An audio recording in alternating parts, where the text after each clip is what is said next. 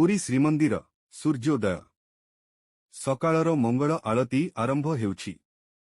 ଭକ୍ତମାନେ ଜୟ ଜଗନ୍ନାଥ ଧ୍ୱନି ଦେଉଛନ୍ତି। ମନ୍ଦିର ପରିବେଶ ଭକ୍ତିରେ ଭରିଯାଇଛି। ପୁରୀର ଏକ ଛୋଟ ଗାଁରେ ମାଧବ ନାମକ ଜଣେ ଗରିବ ଯୁବକ ତାଙ୍କ ମାଙ୍କ ସହ ବସବାସ କରେ। ସେ ପ୍ରତିଦିନ ମହାପ୍ରଭୁଙ୍କ ନାମ ଜପ କରେ।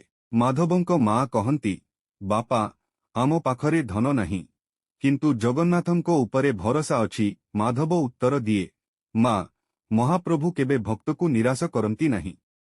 ସେଦିନ ରାତିରେ ମାଧବ ସ୍ୱପ୍ନରେ ମହାପ୍ରଭୁ ଜଗନ୍ନାଥଙ୍କୁ ଦେଖେ।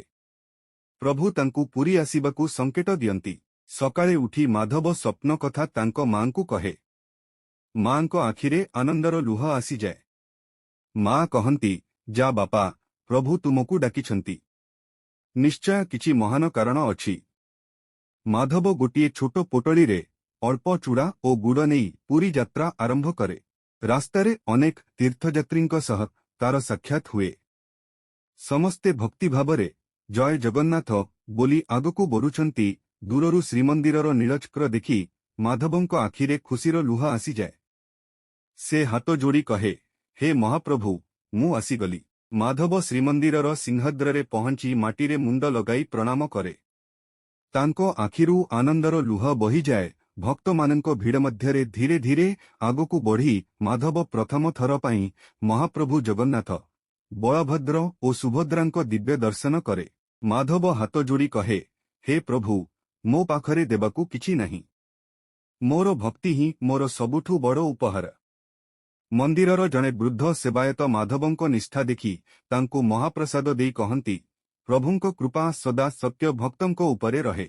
ମହାପ୍ରସାଦ ଗ୍ରହଣ କରି ମାଧବଙ୍କ ମନରେ ଅଦ୍ଭୁତ ଶାନ୍ତି ଓ ଆନନ୍ଦ ଭରିଯାଏ। ମନ୍ଦିର ବାହାରେ ମାଧବ ଜଣେ ବୃଦ୍ଧ ଭିକ୍ଷୁକଙ୍କୁ ଭୋକରେ କଷ୍ଟ ପାଉଥିବା ଦେଖେ। ସେ ନିଜର ମହାପ୍ରସାଦର ଅଧା ତାଙ୍କୁ ଦେଇଦିଏ। ଭିକ୍ଷୁକ ହସି କହନ୍ତି, ବାପା, ତୁମର ଦୟା ଦେଖି ମହାପ୍ରଭୁ ବହୁତ ଖୁସି ହେବେ। ଭିକ୍ଷୁକଙ୍କ କଥା ଶୁଣି ମାଧବ ହସେ। କିଛି କ୍ଷଣ ପରେ ସେ ପଛକୁ ଚାହିଁ ଦେଖେ, କିନ୍ତୁ ସେହି ଭିକ୍ଷୁକ ଆଉ କେଉଁଠି ନାହାନ୍ତି। ମାଧବ ଆଶ୍ଚର୍ଯ୍ୟ ହୋଇ ଭାବେ, ସେ କି ସାଧାରଣ ମଣିଷ ଥିଲେ, ନା ମହାପ୍ରଭୁ ନିଜେ ମୋର ପରୀକ୍ଷା ନେଉଥିଲେ।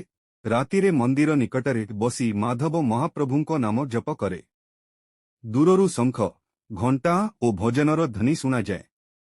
ତାଙ୍କ ମନରେ ଲାଗେ, ଏବେ ମହାପ୍ରଭୁଙ୍କ ଅଲୌକିକ ଲୀଳା ଆରମ୍ଭ ହେବ। ରାତି ଗଭୀର ହୋଇଯାଏ। ମାଧବ ମନ୍ଦିର ବାହାରେ ବସି ଜୟ ଜଗନ୍ନାଥ ନାମ ଜପ କରୁଥାଏ। ହଠାତ୍ ଏକ ଦିବ୍ୟ ସୁଗନ୍ଧ ଚାରିଆଡ଼େ ବ୍ୟାପିଯାଏ। ଧଳା ବସ୍ତ୍ର ପିନ୍ଧିଥିବା ଜଣେ ବୃଦ୍ଧ ମାଧବଙ୍କ ପାଖକୁ ଆସି କହନ୍ତି, ବାପା, ସତ୍ୟ ଭକ୍ତି କେବେ ବ୍ୟର୍ଥ ଯାଏନି। ମାଧବ ନମ୍ରତାର ସହିତ ପଚାରେ, ବାପା, ଆପଣ କିଏ? ବୃଦ୍ଧ କେବଳ ମୃଦୁ ହସି ଆଗକୁ ଚାଲିଯାଆନ୍ତି। ମାଧବ ତାଙ୍କ ପଛରେ ଯାଏ, କିନ୍ତୁ କିଛି ଦୂର ପରେ ବୃଦ୍ଧ ହଠାତ୍ ଅଦୃଶ୍ୟ ହୋଇଯାନ୍ତି।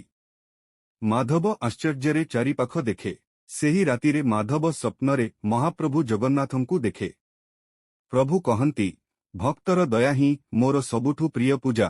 ସକାଳେ ଉଠି ମାଧବ ସ୍ୱପ୍ନକୁ ସତ୍ୟ ମନେକରି ନିଷ୍ପତ୍ତି ନେଇ ଯେ ସେ ପ୍ରତିଦିନ ଅସହାୟ ଲୋକଙ୍କ ସେବା କରିବ। ମନ୍ଦିର ବାହାରେ ଜଣେ ଛୋଟ ଶିଶୁ କାନ୍ଦୁଥିବାକୁ ଦେଖି ମାଧବ ତାକୁ ସାନ୍ତ୍ୱନା ଦିଏ ଏବଂ ମହାପ୍ରସାଦ ଖାଇବାକୁ ଦିଏ। ଶିଶୁଟି ହସି କହେ, ଭାଇ, ଜଗନ୍ନାଥ ତୁମର ମଙ୍ଗଳ କରିବେ। ତାର କଥା ଶୁଣି ମାଧବଙ୍କ ମନ ଭରିଯାଏ। ମନ୍ଦିରର ଜଣେ ସେବାୟତ ମାଧବଙ୍କ ସେବାଭାବ ଦେଖି କହନ୍ତି, ତୁମେ କେବଳ ଭକ୍ତ ନୁହେଁ, ମହାପ୍ରଭୁଙ୍କ ସତ୍ୟ ସେବକ। ସନ୍ଧ୍ୟା ଆଳତୀ ସମୟରେ ମାଧବ ଭକ୍ତିଭାବରେ ପ୍ରାର୍ଥନା କରେ। ମନ୍ଦିରର ଘଣ୍ଟା ଓ ଶଙ୍ଖଧ୍ୱନି ମଧ୍ୟରେ ସେ ଅନୁଭବ କରେ ଯେ ମହାପ୍ରଭୁଙ୍କ କୃପା ତାଙ୍କ ଜୀବନକୁ ନୂଆ ଦିଗ ଦେବାକୁ ଯାଉଛି। ପରଦିନ ସକାଳେ ମାଧବ ଶ୍ରୀମନ୍ଦିରରେ ସେବା କରିବାକୁ ଯାଏ। ସେ ଭକ୍ତମାନଙ୍କ ପାଇଁ ପାଣି ଆଣିଦିଏ ଏବଂ ବୃଦ୍ଧମାନଙ୍କୁ ସାହାଯ୍ୟ କରେ। ଜଣେ ବୃଦ୍ଧା ମହିଳା ଭିଡ଼ ଭିତରେ ଚାଲିପାରୁନଥିଲେ। ମାଧବ ତାଙ୍କ ହାତ ଧରି ଆରାମରେ ଦର୍ଶନ କରାଇଦିଏ। ଆଶୀର୍ବାଦ କରି କହନ୍ତି, ବାପା, ମହାପ୍ରଭୁ ତୁମ ଜୀବନକୁ ଆଲୋକରେ ଭରି ଦିଅନ୍ତୁ। ସେହି ସମୟରେ ମନ୍ଦିରର ଜଣେ ପ୍ରଧାନ ସେବାୟତ ମାଧବଙ୍କ ନିଷ୍ଠା ଦେଖି ତାଙ୍କୁ ମନ୍ଦିର ସେବାରେ ରହିବାକୁ ଅନୁମତି ଦିଅନ୍ତି। ରାତିରେ ମନ୍ଦିର ପରିସର ସଫା କରୁଥିବା ବେଳେ ମାଧବଙ୍କ ହାତରେ ଏକ ଛୋଟ ସୁନାର ମୁଦ୍ରା ପଡ଼େ। ମାଧବ ମୁଦ୍ରାଟିକୁ ନିଜ ପାଖରେ ରଖିନଥାଇ ସେବାୟତଙ୍କୁ ଦେଇ କହେ, ଏହା ମହାପ୍ରଭୁଙ୍କ ସମ୍ପତ୍ତି। ସେବାୟତ ତାଙ୍କ ସତ୍ୟନିଷ୍ଠା ଦେଖି ଖୁସି ହୋଇ କହନ୍ତି, ଏମିତି ଭକ୍ତ ବହୁତ କମ୍ ମିଳନ୍ତି। ସେହି ରାତିରେ ମାଧବ ପୁଣି ସ୍ୱପ୍ନ ଦେଖେ। ମହାପ୍ରଭୁ ଜଗନ୍ନାଥ ହସି କହନ୍ତି, ପରୀକ୍ଷାରେ ତୁମେ ସଫଳ ହୋଇଛ। ସକାଳେ ଉଠି ମାଧବଙ୍କ ମନ ଅପୂର୍ବ ଶାନ୍ତିରେ ଭରିଯାଏ। ସେ ଆଉ ଅଧିକ ଭକ୍ତିଭାବରେ ସେବା କରିବାର ସଂକଳ୍ପ କରେ। ଦୂରରେ ରଥଯାତ୍ରା ପ୍ରସ୍ତୁତି ଆରମ୍ଭ ହେଉଛି। ବଡ଼ ବଡ଼ କାଠ ଆସୁଛି, କାରିଗରମାନେ ରଥ ତିଆରି କରୁଛନ୍ତି। ମାଧବ ଭାବେ, ଏବର୍ଷ ରଥଯାତ୍ରାରେ ମହାପ୍ରଭୁଙ୍କ ସେବା କରିବା ହିଁ ମୋର ସବୁଠାରୁ ବଡ଼ ସୌଭାଗ୍ୟ। ରଥଯାତ୍ରାର ଦିନ ସକାଳ। ପୁରୀ ସହର ଜୟ ଜଗନ୍ନାଥ ଧ୍ୱନିରେ କମ୍ପି ଉଠୁଛି। ହଜାର ହଜାର ଭକ୍ତ ବଡ଼ଦାଣ୍ଡରେ ଏକତ୍ରିତ ହୋଇଛନ୍ତି। ମାଧବ ରଥର ଦଉଡ଼ି ପାଖରେ ଠିଆ ହୋଇ ପ୍ରାର୍ଥନା କରେ, ହେ ମହାପ୍ରଭୁ, ଆଜି ମୋତେ ଆପଣଙ୍କ ସେବା କରିବାର ଶକ୍ତି ଦିଅ। ପାହାଣ୍ଡି ବିଜେ ଆରମ୍ଭ ହୁଏ। ଘଣ୍ଟ, ଶଙ୍ଖ, ମୃଦଙ୍ଗ ଓ ହରିବୋଲ ଧ୍ୱନି ମଧ୍ୟରେ ମହାପ୍ରଭୁ ଜଗନ୍ନାଥ ରଥ ଉପରକୁ ବିଜେ କରନ୍ତି। ମାଧବଙ୍କ ଆଖିରୁ ଆନନ୍ଦର ଲୁହ ବହିଯାଏ। ସେ ହାତ ଯୋଡ଼ି କହେ, ପ୍ରଭୁ, ଆଜି ମୋ ଜୀବନ ଧନ୍ୟ ହୋଇଗଲା। ଛେରା ପହଁରା ନୀତି ସମୟରେ ଗଜପତି ମହାରାଜ ସୁନାର ଝାଡ଼ୁରେ ରଥ ସଫା କରୁଛନ୍ତି। ମାଧବ ନମ୍ରତାର ସହିତ ସେହି ଦୃଶ୍ୟ ଦେଖୁଛି। ରଥ ଟାଣିବା ଆରମ୍ଭ ହୁଏ। ମାଧବ ଭକ୍ତମାନଙ୍କ ସହ ମିଶି ଦଉଡ଼ି ଟାଣେ ଏବଂ ଜୋରରେ କହେ, ଜୟ ଜଗନ୍ନାଥ। ହଠାତ୍ ରଥ କିଛି ସମୟ ପାଇଁ ଅଟକିଯାଏ। ସମସ୍ତେ ଆଶ୍ଚର୍ଯ୍ୟରେ ପରସ୍ପରକୁ ଚାହିଁ ରହନ୍ତି। ମାଧବ ଆଖି ବନ୍ଦ କରି ଭକ୍ତିଭାବରେ ପ୍ରାର୍ଥନା କରେ, ହେ ମହାପ୍ରଭୁ, ଆପଣଙ୍କ ଇଚ୍ଛା ବିନା କିଛି ସମ୍ଭବ ନୁହେଁ। କିଛି କ୍ଷଣ ପରେ ରଥ ଧୀରେ ଧୀରେ ନିଜେ ଚାଲିବା ଆରମ୍ଭ କରେ। ସମସ୍ତ ଭକ୍ତ ହରିବୋଲ, ଜୟ ଜଗନ୍ନାଥ ବୋଲି ଉଲ୍ଲାସ କରନ୍ତି। ମାଧବ ଅନୁଭବ କରେ ଯେ ଏହା ମହାପ୍ରଭୁଙ୍କ ଅଲୌକିକ ଲୀଳା। ସେ ଭକ୍ତିରେ ନତମସ୍ତକ ହୋଇ କହେ, ହେ ପ୍ରଭୁ, ମୋ ଜୀବନ ସଦା ଆପଣଙ୍କ ସେବାରେ ସମର୍ପିତ ରହୁ। ରଥଯାତ୍ରା ଆଗକୁ ବଢ଼ୁଥିବା ବେଳେ ହଠାତ୍ କଳା ମେଘ ଆକାଶକୁ ଘେରି ଦେଉଛି। ଭକ୍ତମାନେ ବର୍ଷାର ଆଶଙ୍କା କରୁଛନ୍ତି। ମାଧବ ହାତ ଯୋଡ଼ି କହେ, ହେ ମହାପ୍ରଭୁ, ସମସ୍ତ ଭକ୍ତଙ୍କ ଯାତ୍ରା ସଫଳ କରନ୍ତୁ। ଆଶ୍ଚର୍ଯ୍ୟଜନକ ଭାବରେ କିଛି ସମୟ ପରେ ମେଘ ସରିଯାଏ। ସୂର୍ଯ୍ୟଙ୍କ କିରଣ ରଥ ଉପରେ ପଡ଼ି ସୁନା ପରି ଚମକି ଉଠେ। ଜଣେ ବୃଦ୍ଧ ସାଧୁ ମାଧବଙ୍କୁ କହନ୍ତି, ଯେଉଁଠାରେ ମହାପ୍ରଭୁଙ୍କ କୃପା ଥାଏ, ସେଠାରେ ଭୟ ରହେ ନାହିଁ। ରଥ ଗୁଣ୍ଡିଚା ମନ୍ଦିର ଆଡ଼କୁ ଯାଉଥିବା ବେଳେ ରାସ୍ତା କଡ଼ରେ ଜଣେ ଛୋଟ ପିଲା ଭିଡ଼ରେ ନିଜ ମାଆଠାରୁ ଅଲଗା ହୋଇ କାନ୍ଦୁଛ। ମାଧବ ପିଲାଟିକୁ କୋଳରେ ନେଇ ଶାନ୍ତ କରେ ଏବଂ ଲୋକମାନଙ୍କୁ ପଚାରି ପଚାରି ତାର ମାଆଙ୍କୁ ଖୋଜିବା ଆରମ୍ଭ କରେ। କିଛି ସମୟ ପରେ ପିଲାଟିର ମାଆ ମିଳିଯାଆନ୍ତି। ସେ କାନ୍ଦି କାନ୍ଦି ମାଧବଙ୍କୁ ଧନ୍ୟବାଦ ଦିଅନ୍ତି ଏବଂ ତୁମେ ମୋ ପାଇଁ ମହାପ୍ରଭୁଙ୍କ ଦୂତ। ମାଧବ ହସି କହେ, ମୁଁ କିଛି କରିନାହିଁ। ସବୁ ମହାପ୍ରଭୁଙ୍କ ଇଚ୍ଛା। ସେହି ସନ୍ଧ୍ୟାରେ ଗୁଣ୍ଡିଚା ମନ୍ଦିର ସାମ୍ନାରେ ମାଧବ ଭଜନ ଗାଉଥିବା ବେଳେ ଅନେକ ଭକ୍ତ ତାଙ୍କ ସହ ଯୋଗ ଦେଇଥାନ୍ତି। ସମଗ୍ର ପରିବେଶ ଭକ୍ତିମୟ ହୋଇଯାଏ। ରାତିରେ ମାଧବ ଆକାଶକୁ ଚାହିଁ ପ୍ରାର୍ଥନା କରେ, ହେ କାଳିଆ ଶାନ୍ତ, ମୋର ଶେଷ ନିଶ୍ୱାସ ପର୍ଯ୍ୟନ୍ତ ମୋତେ ଆପଣଙ୍କ ଭକ୍ତି ଓ ସେବାରେ ରଖନ୍ତୁ। ଗୁଣ୍ଡିଚା ମନ୍ଦିରରେ ପ୍ରଭାତ ଆଳତୀ ଆରମ୍ଭ ହୁଏ।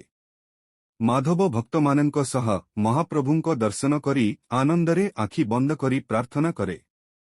ଜଣେ ବୃଦ୍ଧ ସନ୍ନ୍ୟାସୀ ମାଧବଙ୍କୁ କହନ୍ତି, ସତ୍ୟ ଭକ୍ତି କେବଳ ମନ୍ଦିରରେ ନୁହେଁ, ପ୍ରତ୍ୟେକ ଜୀବର ସେବାରେ ଅଛି। ସନ୍ନ୍ୟାସୀଙ୍କ କଥା ମାଧବଙ୍କ ହୃଦୟକୁ ଛୁଇଁଯାଏ। ସେ ସଂକଳ୍ପ କରେ ଯେ ନିଜ ଗାଁକୁ ଫେରି ସମସ୍ତଙ୍କ ସେବା କରିବ। ମନ୍ଦିର ବାହାରେ ଜଣେ ଅସୁସ୍ଥ ବୃଦ୍ଧ ଭକ୍ତ ଚାଲିପାରୁନଥାନ୍ତି। ମାଧବ ତାଙ୍କୁ ପାଣି ପିଆଏ ଏବଂ ବସିବା ପାଇଁ ସ୍ଥାନ ଦେଇଥାଏ। ବୃଦ୍ଧ ଭକ୍ତ ହସି କହନ୍ତି, ବାପା, ଆଜି ତୁମ ରୂପରେ ମହାପ୍ରଭୁ ମୋର ସେବା କଲେ। ସେହି ରାତିରେ ମାଧବ ସ୍ୱପ୍ନରେ ଦେଖେ ଯେ ମହାପ୍ରଭୁ ଜଗନ୍ନାଥ ତାଙ୍କୁ ଆଶୀର୍ବାଦ କରି କହୁଛନ୍ତି, ତୁମର କରୁଣା ମୋତେ ବହୁତ ପ୍ରିୟ। ସକାଳେ ମାଧବ ମନରେ ଅଦ୍ଭୁତ ଶକ୍ତି ଅନୁଭବ କରେ। ସେ ଭାବେ, ପ୍ରଭୁ ତାଙ୍କୁ ଏକ ନୂଆ ଦାୟିତ୍ୱ ଦେଇଛନ୍ତି। ବାହୁଡ଼ା ଯାତ୍ରାର ପ୍ରସ୍ତୁତି ଆରମ୍ଭ ହୁଏ। ରଥଗୁଡ଼ିକ ପୁଣି ଶ୍ରୀମନ୍ଦିରକୁ ଫେରିବା ପାଇଁ ସଜାଯାଉଛି। ମାଧବ ପୁଣି ରଥର ଦଉଡ଼ି ଧରେ। ସେ ହସି କହେ, ହେ ପ୍ରଭୁ, ଆପଣଙ୍କ ସହ ଏହି ଯାତ୍ରା କେବେ ଶେଷ ନ ହେଉ। ରଥ ଧୀରେ ଧୀରେ ଶ୍ରୀମନ୍ଦିର ଆଡ଼କୁ ଚାଲିବା ଆରମ୍ଭ କରେ। ଆକାଶରେ ଶଙ୍ଖଧ୍ୱନି, ଭଜନ ଏବଂ ଜୟ ଜଗନ୍ନାଥ ଧ୍ୱନିରେ ସମଗ୍ର ପୁରୀ ଭକ୍ତିରେ ଭରିଯାଏ। ବାହୁଡ଼ା ଯାତ୍ରାରେ ରଥ ଧୀରେ ଧୀରେ ବଡ଼ଦାଣ୍ଡ ଦେଇ ଆଗକୁ ବଢ଼ୁଛି। ମାଧବ ଭକ୍ତମାନଙ୍କ ସହ ଦୌଡ଼ି ଟାଣୁଛି ଏବଂ ଭକ୍ତିରେ ମଗ୍ନ ହୋଇଯାଇଛି। ଜଣେ ଛୋଟ ଝିଅ ମାଧବଙ୍କୁ ପଚାରେ, ଭାଇ, ମହାପ୍ରଭୁ ସମସ୍ତଙ୍କ କଥା ଶୁଣନ୍ତି କି? ମାଧବ ହସି କହେ, ହଁ, ସତ୍ୟ ମନରୁ ଡାକିଲେ ପ୍ରଭୁ ନିଶ୍ଚୟ ଶୁଣନ୍ତି। ରଥ ପାଖରେ ଭଜନ କୀର୍ତ୍ତନ ଚାଲିଛି। ମାଧବ ମଧ୍ୟ ତାଳି ବଜାଇ ଜୟ ଜଗନ୍ନାଥ ଗାଉଛି। ସମସ୍ତ ଭକ୍ତ ଆନନ୍ଦରେ ନୃତ୍ୟ କରୁଛନ୍ତି। ହଠାତ୍ ଜଣେ ବୃଦ୍ଧ ଭକ୍ତ ଅସୁସ୍ଥ ହୋଇ ତଳେ ପଡ଼ିଯାନ୍ତି। ମାଧବ ଦୌଡ଼ିଯାଇ ତାଙ୍କୁ ପାଣି ପିଆଏ ଏବଂ ଲୋକମାନଙ୍କ ସାହାଯ୍ୟରେ ଛାଇ ସ୍ଥାନକୁ ନେଇଯାଏ। ବୃଦ୍ଧ ଭକ୍ତ ସୁସ୍ଥ ହୋଇ ମାଧବଙ୍କ ହାତ ଧରି କହନ୍ତି, ତୁମେ କେବଳ ମଣିଷ ନୁହଁ, ମହାପ୍ରଭୁଙ୍କ ଆଶୀର୍ବାଦ। ସେହି ସମୟରେ ମନ୍ଦିରର ଜଣେ ସେବାୟତ ମାଧବଙ୍କୁ ଏକ ତୁଳସୀ ମାଳା ଦେଇ କହନ୍ତି, ଏହା ମହାପ୍ରଭୁଙ୍କ ପ୍ରସାଦ। ଏହାକୁ ସଦା ସମ୍ମାନରେ ରଖିବ। ମାଧବ ମାଳାକୁ ମଥାରେ ଲଗାଇ ଭକ୍ତିଭାବରେ ପ୍ରଣାମ କରେ। ତାଙ୍କ ଆଖିରୁ ଆନନ୍ଦର ଲୁହ ଝରିପଡ଼େ। ରାତିରେ ମାଧବ ପୁଣି ସ୍ୱପ୍ନ ଦେଖେ। ମହାପ୍ରଭୁ ଜଗନ୍ନାଥ କହନ୍ତି, ମାଧବ, ତୁମର ସେବା ଓ ଭକ୍ତି ମୋତେ ବହୁତ ପ୍ରିୟ। ସଦା ଏହି ପଥରେ ଚାଲ। ସକାଳେ ମାଧବ ଆନନ୍ଦରେ ଭରିଯାଏ। ସେ ନିଷ୍ପତ୍ତି ନିଏ ଯେ ନିଜ ଗାଁକୁ ଫେରି ମହାପ୍ରଭୁଙ୍କ ନାମ ପ୍ରଚାର କରିବ ଏବଂ ଦରିଦ୍ରମାନଙ୍କ ସେବା କରିବ। ଶ୍ରୀମନ୍ଦିରର ନୀଳଚକ୍ରକୁ ଶେଷ ଥର ପାଇଁ ଚାହିଁ ମାଧବ ହାତ ଯୋଡ଼ି କହେ, ହେ କାଳିଆ ସାନ୍ତ, ଆପଣଙ୍କ କୃପା ମୋ ଜୀବନର ସବୁଠୁ ବଡ଼ ସମ୍ପଦ। ମୋତେ ସଦା ଆପଣଙ୍କ ଚରଣରେ ରଖନ୍ତୁ।